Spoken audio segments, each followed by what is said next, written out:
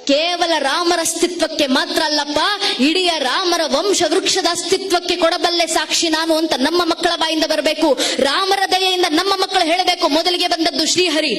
ಶ್ರೀಹರಿಯ ಮಗ ಬ್ರಹ್ಮ, ಬ್ರಹ್ಮನ ಮಗ ಮರೀಚಿ, ಮರೀಚಿ ಮಗ ಕಶ್ಯಪ, ಕಶ್ಯಪನ ಮಗ ಸೂರ್ಯ, ಸೂರ್ಯನ ಮಗ ಮನು, ಮನುವಿನ ಮಗ ಇಕ್ಷ್ವಾಕು, ಇಕ್ಷ್ವಾಕುವಿನ ಮಗ ಕುಕ್ಷಿ, ಕುಕ್ಷಿಯ ಮಗ ವಿಕುಕ್ಷಿ, ವಿಕುಕ್ಷಿಯ ಮಗ ಬಾಣ, ಬಾಣನ ಮಗ ಅನರಾರಣ್ಯ, ಅನರಾರಣ್ಯನ ಮಗ ಭೃದು, ಭೃದುವಿನ ಮಗ ತ್ರಿಶಂಕು, ತ್ರಿಶಂಕುವಿನ ಮಗ ದುಂಡುಮಾರ, ದುಂಡುಮಾರನ ಮಗ ಮಾಂಧಾತ, ಮಾಂಧಾತನ ಮಗ ಸುಸಂಧಿ, ಸುಸಂಧಿಯ ಮಗ ಧ್ರುವಸಂಧಿ, ಧ್ರುವಸಂಧಿಯ ಮಗ ಭರತ, ಭರತನ ಮಗ ಅಶೀತ, ಅಶೀತನ ಮಗ ಸಗರ, ಸಗರನ ಮಗ ಅಸಮಂಜಸ, ಅಸಮಂಜಸನ ಮಗ ಅಂಶುಮಂತ, ಅಂಶುಮಂತನ ಮಗ ದಿಲೀಪ,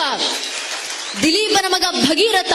ಭಗೀರಥನ ಮಗ ಕುಕುತ್ಸು, ಕುಕುತ್ಸುವಿನ ಮಗ ರಘು, ರಘುವಿನ ಮಗ ಪ್ರಬರ್ಧ, ಪ್ರಬರ್ಧನ ಮಗ ಶಶಂಕು, ಶಶಂಕುವಿನ ಮಗ ಸುದರ್ಶನ, ಸುದರ್ಶನ ಮಗ ಅಗ್ನಿವರ್ಣ, ಅಗ್ನಿವರ್ಣನ ಮಗ ಶೀಘ್ರವೇದ, ಶೀಘ್ರವೇದನ ಮಗ ಮರು, ಮರುವಿನ ಮಗ ಪ್ರಶಿಷಕ, ಪ್ರಶಿಷಕನ ಮಗ ಅಂಬರೀಷ, ಅಂಬರೀಷನ ಮಗ ನಘೂಷ, ನಘೂಷನ ಮಗ ಯಾತಿ, ಯಾತಿಯ ಮಗ ನಾಭಾಗ, ನಾಭಾಗನ ಮಗ ಅಜ, ಅಜನ ಮಗ ದಶರಥ, ದಶರಥನ ಮಗನೇ ರಘುವಂಶದ ರಾಘವ ಪ್ರಭು ಶ್ರೀರಾಮಚಂದ್ರರು ಅಂತ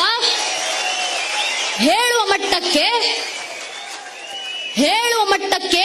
ನಮ್ಮ ಹಿಂದೂ ಮನೆಯ ಒಂದೊಂದು ಹಿಂದೂ ಮಗುವಿನಲ್ಲೂ ರಾಮರ ಭಕ್ತಿ ಬಂದ್ರೆ ಸಾಕು ನನ್ನ ನೆಚ್ಚಿನ ಬಂಧುಗಳೇ. ಇದೇ ಧರ್ಮ ಜಾಗೃತಿ, ಇದೇ ಧರ್ಮ ರಕ್ಷಣೆ. ಇಷ್ಟು